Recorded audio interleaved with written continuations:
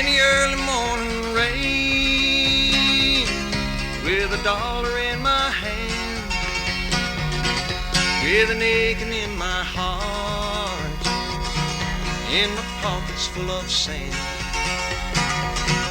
I'm a long way from home, and I miss my loved ones so. In the early morning rain, with no place to go. Hi, Edwin. Hi. It's really great to be able to sit down and talk to you because you have a view into the Mariposa Folk Festival that I think few people have had. So I'm really excited about our conversation. I guess the first thing I'm curious about is your love of music and what music means to you and what its importance has been in your life, and your photography, your skill and your interest in photography, and how they relate to each other, and when you first kind of discovered that connection, or is there a connection for you between photography and music? Well, you know what's interesting is that it wasn't till much later that I made the connection in a way that I could say, oh yeah, I think photography is important and music is important. I'm going to integrate them into my life. I never thought about that. I was drawn to photography in the late 60s. A friend's father had a darkroom, and I was just blown away by what could happen in a darkroom. And my father had a camera, so I borrowed his camera. And interestingly, my father never tried to encourage me to do photography, even though he had several cameras. It was the friends, and then so I started making photographs, and I set up my own darkroom. First thing, I was always attracted to just people, the interaction with other people, and how that can translate into a photograph. At the same time, from a very early age, I was listening to a lot of music and going to lots of concerts. Many years later, I think, why didn't I become like a dedicated music photographer? And I just didn't think about it that way, because I was also interested in street photography, going out on the street and photographing people. And it makes total sense that, musicians are people and they're on stage, and the music is something that draws me in, that I'd want to photograph both of them. In terms of your musical taste, what was it when you? We're going to kind of focus on when you started going to Mariposa. Yeah. Were you a folk fan? Were you a rock fan? Were the artists at Mariposa some of your favorite artists? I'm just curious what musical interests you had before you went there the first time. Well, I think one of the reasons I didn't go to Mariposa was that it wasn't on my radar in the same way. I was going to rock concerts, going to either Massey Hall or big venues, the Toronto Rock and Roll Festival in '69 or the Festival Express. You have the biggest name artists on stage. That really was my focus at the time. It was, music that my friends and most people were paying attention to. At the same time, I was also going to clubs, small folk clubs, and hearing music. I would go to the Riverboat, and there were several other clubs in the city. I really enjoyed the small, intimate setting of a folk club. I never put the two together that, oh, they're playing at Mariposa. Maybe I could get some of that intimacy of the club setting in a broader venue like a festival. So when I first went to Mariposa, I was astounded by how close you could get to the artists, how easy the flow was to move around, and there were so many more musicians. You had 6 stages. If someone came on that didn't appeal to you, just wander over to stage, next to you. And that was a real eye-opener for me, that you could do this. Another thing just occurred to me when I was at Mariposa was watching musicians come to the side of the stage and listen to other musicians and not be shy about it. You know, they weren't hiding in the back. They were right there, right beside it. And that sense of, you know, you're just there, and we're not sequestered in the back rooms where the important people go, but we're all important here, or no one's important. You know, You're so right. That's one of my favorite things, is seeing an artist I just saw run to the side to watch another artist on stage and to see their joy and excitement. And you're right, it just breaks down that artist-audience barrier. It just breaks it down. We're all there for the music, right? Yeah. Yeah. I like the idea of the non-commercial side of Mariposa. And I actually didn't realize it until the first year I went, when all these stars showed up unannounced, that this was anathema to what Mariposa stood for. We're not about big stars. We're about, you know, the small venue, intimate setting, no big name artists. We're not here for that. So I guess when I first went, I was a little bit reticent about what I was going to find. I probably kept a little distance from the people that I met initially, but the vibe was so welcoming, so warm, and everywhere I went, it was, this is for you. You know, like, you're not outside this world. You are part of this world. Was kind of the vibe that I felt walking around the festival grounds. There wasn't anyone that, I don't know, looked at me like, well, you're the kid from the suburbs. What are you doing here? We're inner city, or we're commune people, or whatever it is. I imagined that none of that really played out. Sounds incredibly welcoming. It was. No, it was such a small, close-knit community that in the program they would put their budget for the whole festival, so that they were trying to be, I think, really transparent. You know, we're not paying the musicians very much. I don't know, each musician only got a few $100s. Yeah. And all the money we spent is right here in front of you. We had to pay for this and that and that. And you really felt like this is not a corporate entity. Yeah. I think it still has that feeling today. It doesn't feel corporate at all. Yeah. Yeah. You know, I'll always treasure is seeing John Prine and Steve Goodman together. You know, they both came from Chicago. They both knew each other. Steve played John's song, John played Steve's songs, recorded them. They were good buddies. And to see them together on stage was just a delight. Because I love their music, and they never disappointed in terms of just the way that they communicate with each other. You know, I remember this one song at a workshop that they introduced as, well, we wanted to make the most country song that you could make.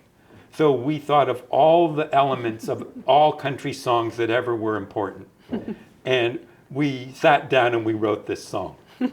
So it had to... Heartbreak, drinking, cheating. Mothers, trucks, dead dogs, Christmas, all these elements. And so there they were, singing this song. It was such a delight because,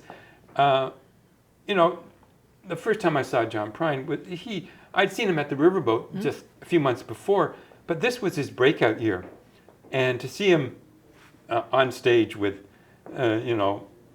making music was just a delight. And so when you're there with your camera, and those moments are happening, or someone sitting casually or smiling or saying hello to an old friend, and you're there with your camera, how did you find your way into those moments without interrupting them, intruding? Like, how did you feel when you were photographing? Were they receptive? Did they care you were there? Did they welcome it? I just wondered, as a photographer in an environment that's so warm and so casual and intimate, How do you go in with a camera and capture that intimacy but not disrupt it? Or was it just the nature of the environment that it was everybody's welcome and you can come in with your camera Well, I think too? that was part of it, but the other thing that I did was I took a lot of photos. So it wasn't like I came in and pushed my way here and framed this shot and then got it. It was, from a distance, I'm starting to photograph. I'm photographing as I'm getting closer, and making minor adjustments in where I am. And for some reason, I think I didn't feel as intrusive because this is just what I did.